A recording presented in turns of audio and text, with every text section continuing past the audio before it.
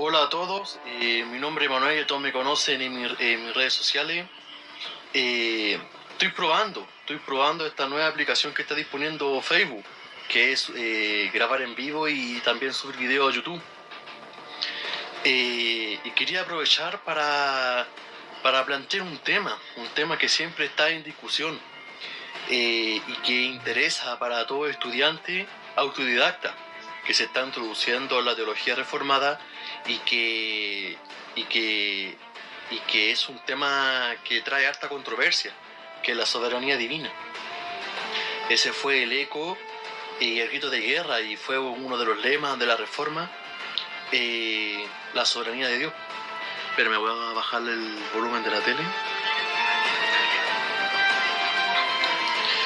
Y para los que quieren irse aún más lejos, en su teología, invito a todos a introducirse en lo que es la discusión lazaria y que puedan definirse en una escuela en particular y que aprendan. Y ese es mi interés en este video en particular, es que el estudiante, y me dirijo a ti, estudiante, como lo hacía Arthur Pink, que se dirigía a sus lectores y que ese era su público, quienes lo leían. Me dirijo a ti, estudiante, que está viendo, que tú aprendas a identificar cualquier concepción que hable sobre la presentación supralazaria que hace sobre la predestinación. Me llama la atención y veo un interés precipitado de esta gente que quieren abordar de inmediato el clímax de esta discusión, que es y quieren saber si nosotros afirmamos si Dios es el autor del pecado o no, y quieren usar quienes prefieren usar el término de la palabra, si el supralazarianismo mismo afirma que Dios es el autor del pecado o no. Hay que saber que está el supralazarianismo clásico y el que se ha ido redefiniendo a través de la historia por las nuevas discusiones y lamentablemente por la redefinición que hizo la teología de Louis Berkhof sobre la gracia común y con Abraham Kuyper, la redefinición de la gracia común, que hizo una redefinición y una concepción maestrista sobre la predestinación supralazaria. Entonces, ¿cuál es mi, mira, me volé la perdí donde se cortó el video. Te invito a que aprendas a reconocer toda concepción que haga la escritura sobre el supralazarianismo. Por ejemplo, estaba leyendo un libro, lo tengo aquí, espérame, acá está. Estaba leyendo un libro de John Hill, que es un puritano calvinista, que de hecho es el primero en ser acusado de hipercalvinista. Esto en su libro que le antecede y que le antecede a la discusión lazaria, pero que nos compete y nos interesa a todos nosotros, sobre el determinismo absoluto de John Hill. En su libro que habla de la predestinación, y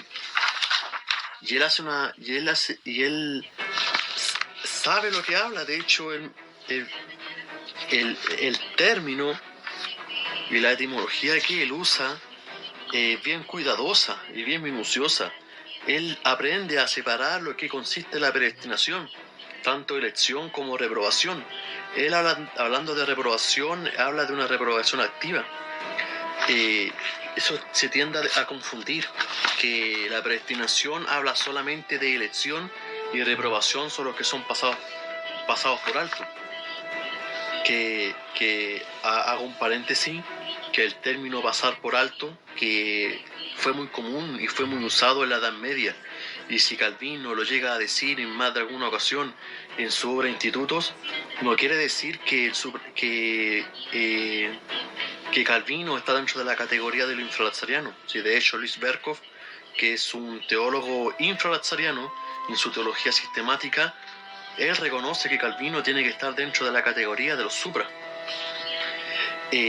Pasar por alto era un término que no significa que el infralazarismo se haya apropiado de él y que quiera usarlo como palabra clave dentro de la teología de ellos, que Dios pase por alto y viendo la condición pecaminosa de ellos.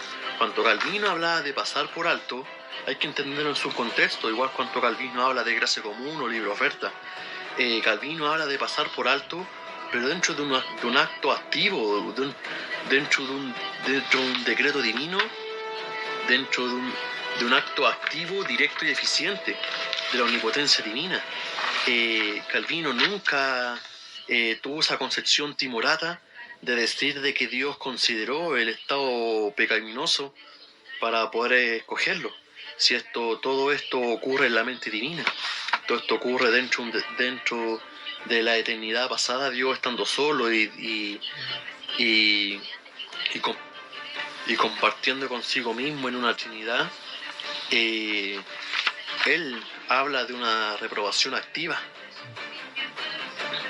Entonces, lamentablemente, quienes confunden lo que es la predestinación y creen que la predestinación consiste básicamente en elección y no en reprobación, es que quienes afirman la reprobación activa son acusados como hipercalvinistas, que eso a fin de cuentas es un término impropio y tropical que no existe, que eso es un lenguaje vulgar propio de los discípulos de Spurgeon que no estuvieron de acuerdo con ello en cuanto a la soberanía divina. Estoy buscando acá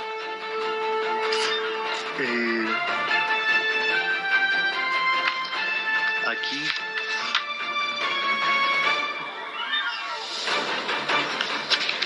estoy buscando acá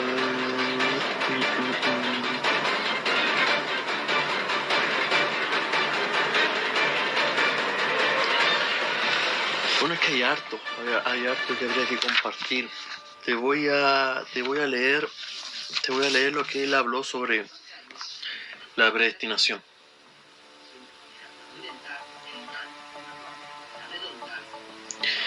Ya, abro comillas. En tercer lugar, predestinación que las escrituras especialmente tratan es lo que concierne al hombre y se compone de dos partes, la elección y la reprobación. Una es predestinación para la vida y la otra para muerte. La elección es una predestinación a la vida, es un acto de la libre gracia de Dios, de su soberana e inmutable voluntad, por la cual desde toda la eternidad Él escogió en Cristo la multitud de todo el género humano, algunos hombres, a un cierto número de ellos, para ser participantes de las bendiciones espirituales, y aquí y felicidad futura para la gloria de su gracia. Segundo, los objetos de elección son algunos hombres, no todo lo que implica una elección, tomará todo, no sería una elección. Llamo por lo tanto un remanente según la elección de gracia, Romanos 11:5.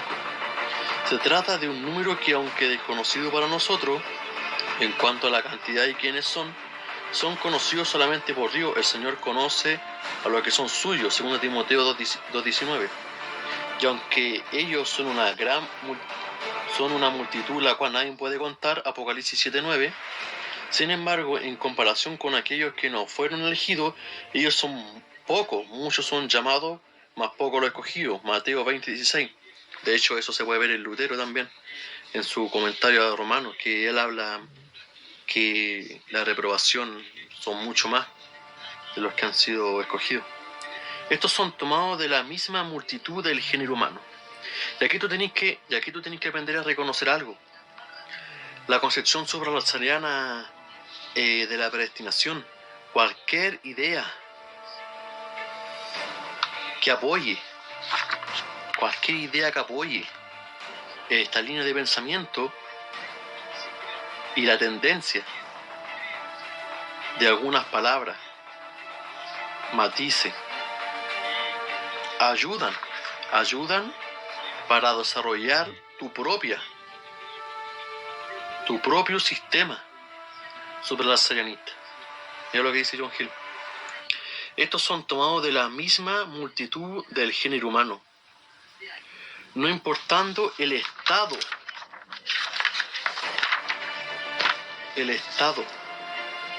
de la multitud, sean considerados pura o corrupta. Todos estaban en un mismo nivel cuando la elección se hizo. Uno tiene potestad alfarero para hacer de la misma masa un vaso para honra y otro para deshonra. Romanos 9:21. Ahí termino con la lectura. Y aquí, bueno, si puedo seguir leyendo, aquí está hablando de la naturaleza de la elección, que es independiente a la fe, santidad y las buenas obras, objetando la concepción básica y común del arminianismo. El acto de la elección fue hecho en Cristo. Mira, esto quería aprovechar también de leer. Esto también lo podemos ver posteriormente con Kiosema, la concepción supralazariana de la Iglesia. Y aquí ya tenemos, a John Hill, muchos siglos anteriores. El acto de elección fue hecho en Cristo, no en Adán, como la cabeza en quien todos los elegidos fueron escogidos y en cuyas manos por este acto de gracia fueron colocados como su pueblo. Gracia y gloria en esto, en lo que y gloria es esto en el eterno acto de Dios en él.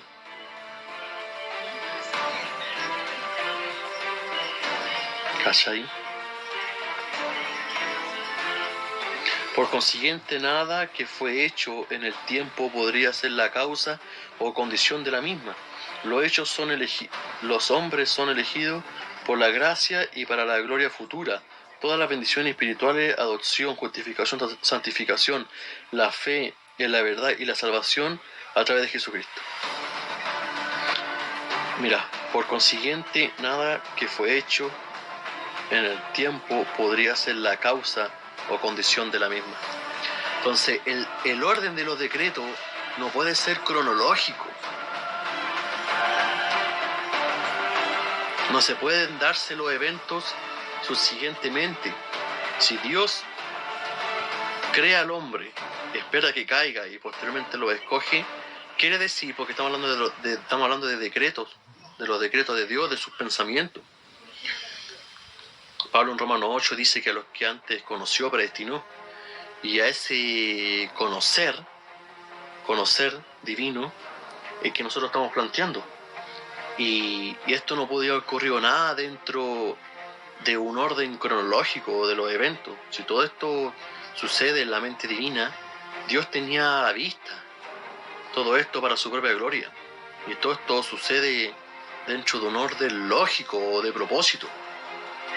Entonces si decimos, como el infralazarianismo, que la elección se hizo posterior a la caída, quiere decir que en un momento dado, aunque signifique una fracción de segundo, Dios no sabía lo que iba a suceder en su propio plan. Y eso es prácticamente lo que es el teísmo abierto, que Dios no sabe ni siquiera el futuro, ni el pasado. Entonces, ¿qué? Dios se conoce a sí mismo. Su presciencia, en el sentido más estricto de la palabra, quiere decir que Dios se conoce completamente a sí mismo. Como dice Arthur Pink, la presciencia de Dios es que Dios revisa su propio plan, su propio consejo. ¿Cómo Dios no va a saber algo en un momento dado de su propio plan? Eso es ridículo e irrisorio. Entonces, bueno, hay harto que compartir. Voy a estar subiendo videos a mi portal, a mi biografía de Facebook. Y harto que compartir. Voy a estar aprovechando de compartir de Jordan Clark, Kiosema, Ron Hancock, Vicente Chong, Juan Calvino, Jonathan Edwards. Un montón de autores que nos interesan. Que nos interesan y que nos llegan a traer luz sobre lo que queremos plantear ahora, la discusión lazaria.